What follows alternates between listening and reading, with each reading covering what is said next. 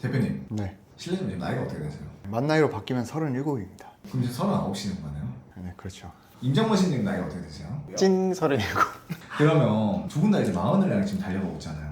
특히 대표님 같은 경우는 이제 바뀌는데 어떤 느낌이세요? 아직 안 바뀌어가지고 모르긴 하겠는데 아무래도 좀 부담감이 좀 크죠. 30대 처음 됐을 때도 좀 뭔가 약간 느낌이 이상했는데 40대 될 때는 좀 더 그럴 것 같아요. 그 주변에서 이런 얘기 많이 들었어요. 사업을 하려면 그래도 30대 중반부터는 해야 된다. 제가 딱 거의 그때쯤부터 이제 이게 하다 보니까 그 말이 어느 정도 맞는 것 같고, 앞으로 이제 40대 때는 그 30대 때 시작했던 거를 좀 더 안정화시키고 그 분야에 좀 전문성을 더 길러야 되는 시기가 아닌가, 이제 그렇게 생각을 하죠. 그러니까 30대 중반부터 사업을 하랬잖아요. 네. 그렇다는 거는 30대 중반이 마지노선이라고 볼 수 있거든요. 그러면 40대 때는 과연 정말 인생이 드라마틱하게 바뀌기엔 좀 늦었다고 볼 수 있는 걸까요? 결국 돈을 버는 거는 저는 이제 사업 아니면 투자 둘 중에 하나라고 봐요. 결국 이제 사업을 하려면은 저는 이제 적어도 직장 생활을 하던 분들은 그래도 이제 30대 중반 정도에는 뭔가 좀 전환을 하는 게 좋을 것 같고, 다만 이제 투자는 그런 시기는 없는 것 같아요. 투자는 거의 이제 평생 한다고 보면 되거든요. 왜 우리 이제 공부도 평생 해야 된다 이런 말 있잖아요. 워런 버핏도 지금 나이가 꽤 많은데도 꾸준히 하잖아요. 이제 그렇게 치면 40대 시작해도 늦은 시기는 아니다, 이렇게 볼 수 있죠.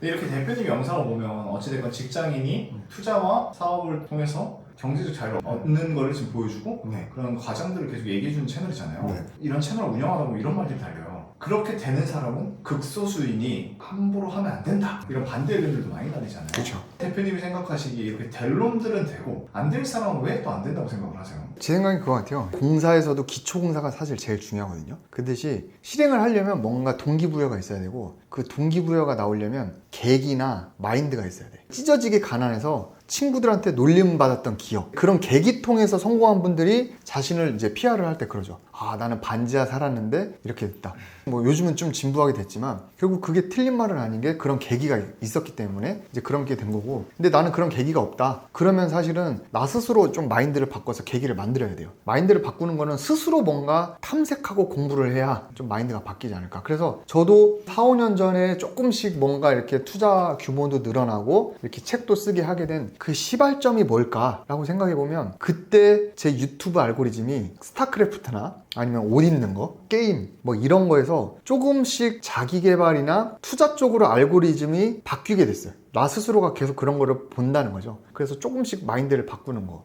그게 좀 중요하지 않을까 생각해요. 그거를 극단적으로 보여주는 게 원효대사 해골물이야. 밤중에 먹을 때 개꿀맛이었는데 해골에 있던 물인 거 말고 막 토했잖아. 그 깨인 사람과 안 깨인 사람이 대화할 때 이게 뭔가 벽이 있어요. 그 벽을 깨고 깨달은 사람 쪽으로 넘어오는 게, 원효대사는 이제 해골물로 한 번에 넘어왔지만 그게 아닌 사람은 뭔가 이렇게 이슬비에 옷 젖듯이 뭔가 젖어서 어느샌가 모르게 내가 자본주의에 마인드가 세팅된 사람이 어느 순간 보니까 그렇게 돼 있는, 지금 내 채널 보고 있잖아요 여러분. 했을 때 누군가는 악플을 달 거 아니야. 근데 누군가는 아 맞다, 나도 저 새끼처럼 이걸 해서 잘해야겠다. 그 차이가 뭐냐면 내가 이슬비에 옷이 젖어 있냐 말라 있냐, 그 차이거든. 그러니까 일단은 내가 젖어 있어야 된다.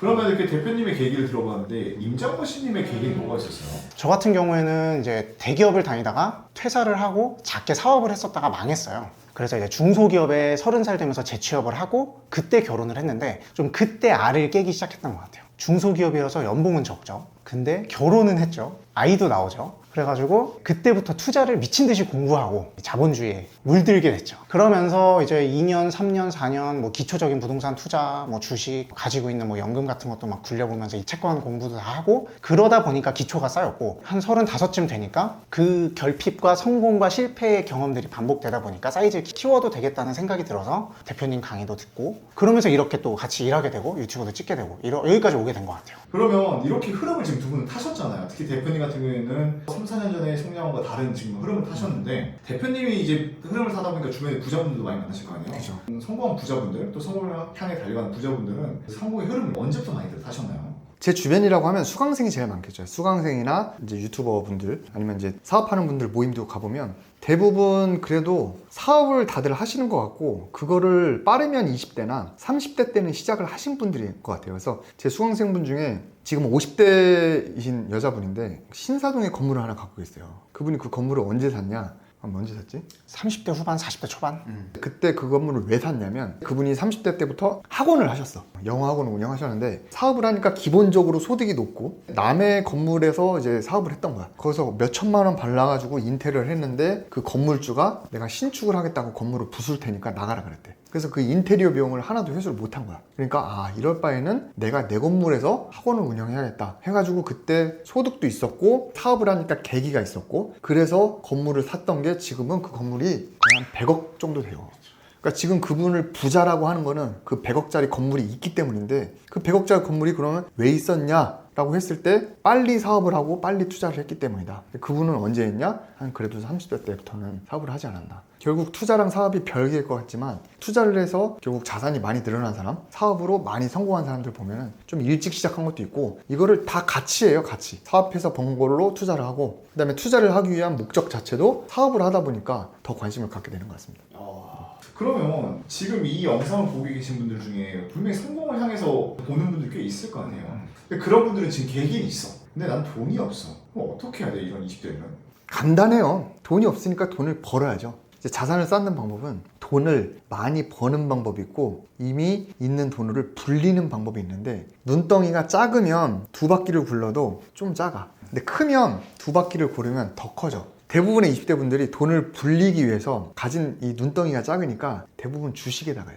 근데 사실은 부동산보다 주식이 더 어렵거든요. 그 다음에 굴려봐야 그냥 티끌 모아 티끌인 거야. 그러니까 일단은 공부만 좀 해놓고 20대 때 투자는 공부를 하고 좀 돈을 버는 거에 집중하는 게 좋지 않을까. 그 번다라는 게 사업을 크게 해라 이런 게 아니고 일단 20대 때는 가지로 보면은 사업가로 가나 직장인으로 가나 투자자냐 이렇게 갈림길이 여러 개가 있는데 어떤 길로 가든 간에 20대 때는 그 간격이 좁아. 갈아타기가 쉬워. 지금 내가 어떤 상황이든 간에 돈을 버는데 어떤 게 더 최적화된 길이냐라고 생각했을 때 내가 맞다고 생각하는 거에 갈아탈 수가 있는 거지. 근데 그걸로 쭉 가잖아요.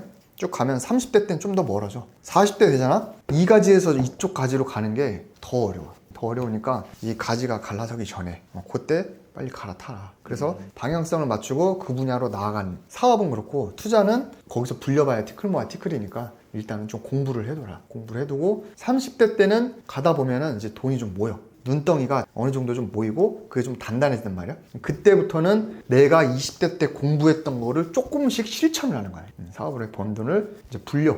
그럼 이때 여기서는 같이 불어나. 같이 눈덩이는 굴러가고 내 사업은 40대 때는 더 전문가가 되는 거지. 그래서 여기선 계속 벌고 여기선 불어나고 있는데 계속 더 눈을 할부는 거기에 사실 방향성을 어떻게 잡느냐가 20대 때는 제일 중요하다 이렇게 생각합니다.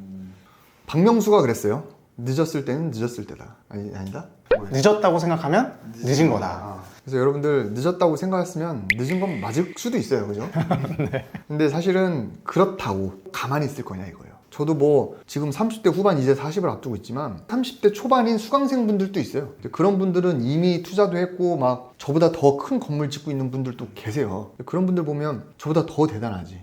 근데 이게 다 상대적이다 보니까 중요한 거는 남과 비교하는 게 아니고 나 스스로의 뭔가 좀 자존감을 키우면서 서두르지 않고 조급해하지 않고 과거보다는 앞으로를 생각해서 좀 진취적인 생각을 하고 살아가다 보면 언젠가는 다 될 놈 되지 않을까 생각합니다.